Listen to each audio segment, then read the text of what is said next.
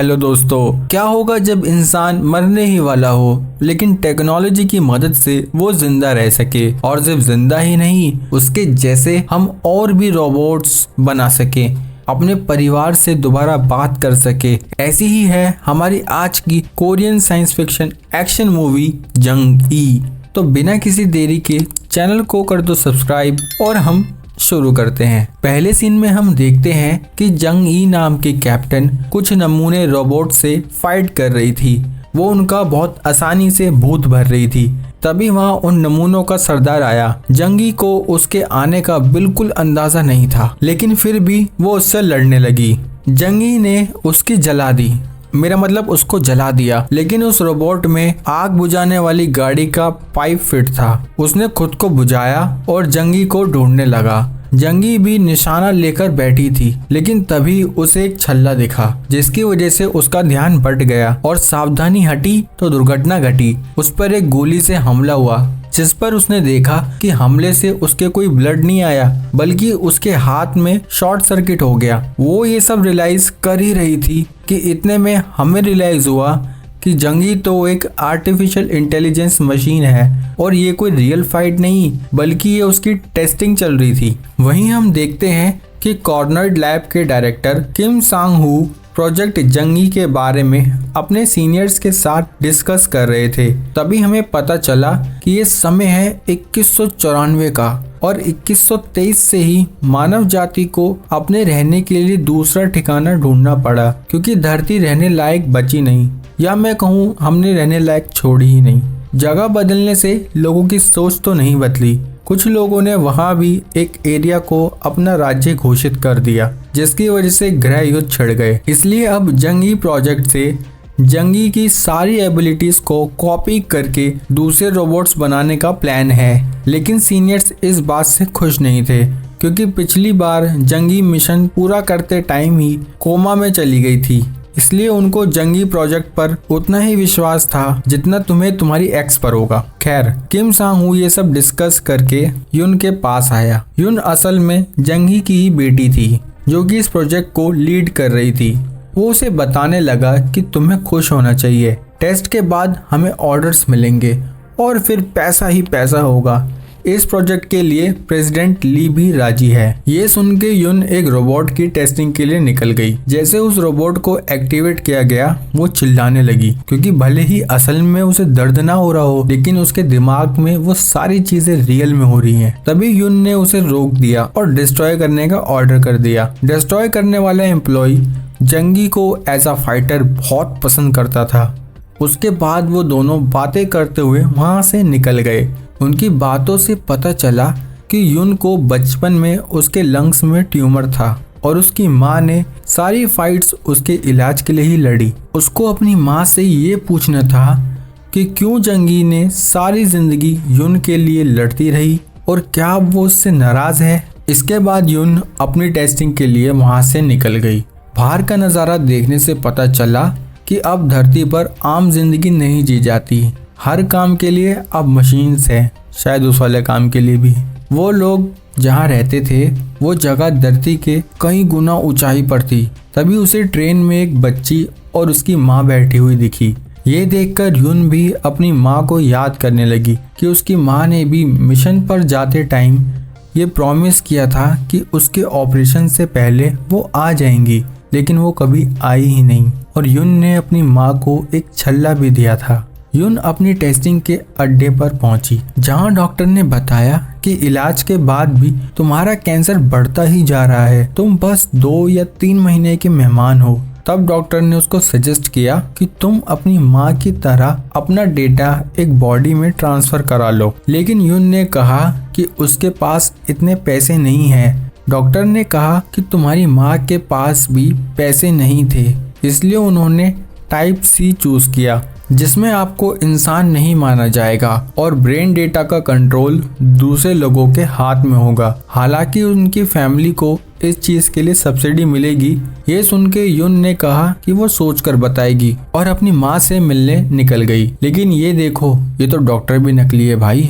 जब वो अपनी माँ के पास पहुंची तब सीन फ्लैशबैक में गया कि कैसे कार्नोइड लैब वाले उसकी दादी से पेपर साइन करा रहे थे ताकि जंग यी के कोमा में रहने पर भी उसके दिमाग का इस्तेमाल वो अपने फायदे के लिए कर सके। आने वाले टाइम में मरने के बाद भी इंसान का पीछा शायद नहीं छोड़ा जाएगा। फिर से जंगी की टेस्टिंग शुरू हुई और इस बार किम सांग हू बोले कि आज कुछ तूफानी करते हैं। उन्होंने पहले ही जंगी को डीएक्टिवेटेड मोड में उसके पैर में गोली मार दी और जब उसे एक्टिवेट किया गया वो दर्द के मारे चिल्लाने लगी। जैसे तैसे वो उठ खड़ी हुई और लड़ने लगी, लेकिन तभी एक रोबोट से उसको हेडशॉट रिसीव्ड हुआ। लेकिन इस बार उन्हें जंगी के दिमाग में कुछ न्यू सिग्नल्स मिले थे। किम सांग जल्दी से सीनियर से मिलने निकल गया, लेकिन सीनियर्स ने खुद आने की जगह सब टेस्टिंग के लिए एक टीम भेज दी। किम सांग इस बात से भड़कने लगा कि मैंने दिमाग लगा के न्यू सिग्नल्स ढूंढा और सीनियर्स देखने तक नहीं आए। गजब बेइज्जती है। अगले दिन युन और किम सांग को प्रेसिडेंट ने खुद मिलने बुलाया और वहां पहुंचकर किम सांग युन को आंख मारने लगा। शुक्र है आंख ही मार रहा था। खैर ये क्या, किम सांग तो खुद एक रोबोट निकला।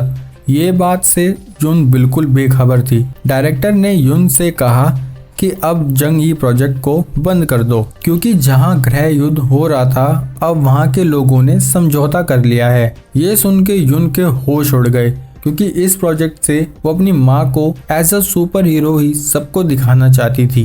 वैसे सबकी ही माँ सुपर हीरो होती है।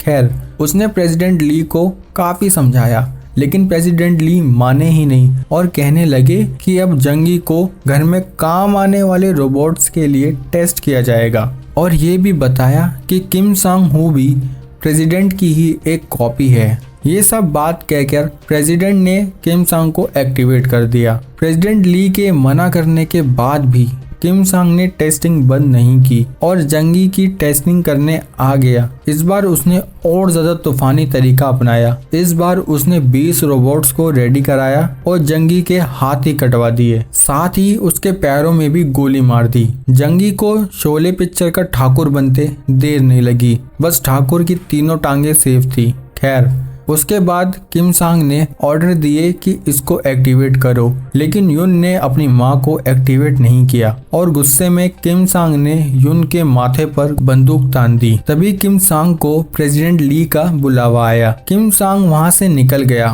और युन ने ऑर्डर्स दिए कि इस प्रोजेक्ट के सारे डेटा मुझे व्हाट्सएप कर दो। वो जैसे ही रिपोर्ट्स लेने पहुंची तो देखा कि वहाँ जंगी का किसी और ही चीज के लिए इस्तेमाल हो रहा था और उसको ये इन्फॉर्मेशन भी मिली कि अब जंगी के क्लोन्स सिर्फ लोगों की सेक्सुअल नीड पूरी करने के लिए बनाए जाएंगे। ये सुन के युन अपनी माँ के रोबोट पर आई और उसे एक्टिवेट करके बात करने लगी। तब जंगी ने उससे पूछा कि मेरी बेटी का ऑपरेशन कैसा रहा। ये सुन के युन की आंखों में आंसू आ जाते हैं। युन ने कहा कि ऑपरेशन सक्सेसफुल रहा। तब जंगी ने बताया कि मिशन पर जाने से पहले उसकी बेटी ने उसको एक छल्ला दिया था और वो छल्ला उससे खो गया, जिसका उसे आज भी बहुत दुख है। ये सुन के युन रोने लगी और जंगी को डीएक्टिवेट कर दिया। मरने के बाद भी जंगी अपनी बेटी के उस दिए हुए छल्ले को लेकर इतनी दुखी थी। आज टेस्टिंग का आखिरी दिन था। टेस्टिंग के टाइम युन ने जंगी की कुछ मेमोरी डिलीट कर दी, जिसमें उसकी बेटी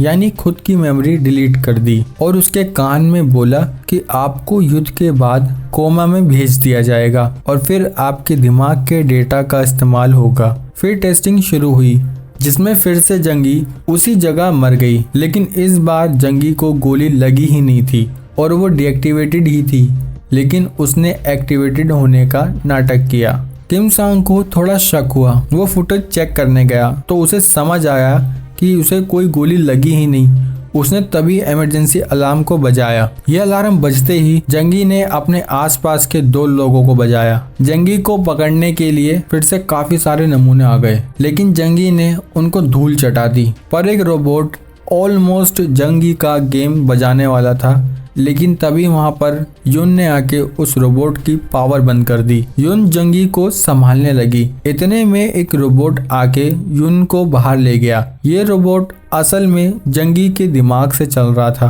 क्योंकि युन ने जंगी का दिमाग उस रोबोट में डाल दिया था। ये बात एआई ऑफिसर को भी पता लग गई और वो युन के पीछे पड़ गया। जंगी और युन दोनों ट्रेन में बैठ गए, लेकिन तभी वहाँ किम सांग आ गया और युन पर गोली चलाने लगा। उसकी मदद के लिए जंगी सामने आई और तभी किम सांग को गोली लगी। गोली लगते ही उसकी आंख का आलू बुखारा बनते देर नहीं लगी। वो समझ गया कि वो खुद भी एक रोबोट है। ये समझते ही उसने बिना डरे उन पर हमला करना शुरू कर दिया। जंगी ने एक अच्छे फाइटर की तरह उसका सामना किया और तभी वहाँ एआई ऑफिसर भी आ गए। जंगी ने उन सबसे लड़ाई की, लेकिन लड़ाई के बीच जंगी नीचे गिरने वाली थी और युन ने उसे बचा लिया। दोनों गले लगे और जंगी समझ गई कि युन उसकी ही बेटी है और युन ने ये सब जंगी को आजाद करने के लिए किया था, ताकि उसका कोई मिसयूज ना कर सके। इसके बाद जंगी भी आजाद थी, अपनी जिंदगी अपने हिसाब से जीने के लिए। यही था हमारी ब्यूटीफुल सी स्टोरी का एंड दोस्तों। तो कैसी लगी ये कहानी और आपको क्या लगता है कि फ्यूचर में ऐसे ऑप्शन सच में आ सकते हैं कि मरने के बाद भी इंसान का दिमाग जिंदा रहे? मुझे अपनी राय कमेंट्स में ज़रूर बताना। वीडियो को लाइक कर देना दोस्तों और चैनल को बिना कहे सब्सक्राइब कर दिया करो यार। मिलता हूँ हमारी अगली वीडियो में, तब तक के लिए जय हिंद।